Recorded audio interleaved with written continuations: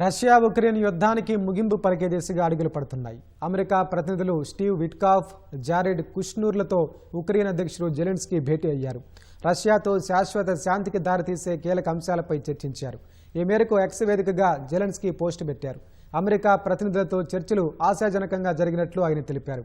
శాంతి ఒప్పందానికి సంబంధించిన కొన్ని పత్రాలు పూర్తిగా సిద్ధమయ్యాయని, మరికొన్ని తుది దశకు చేరుకున్నాయన్నారు.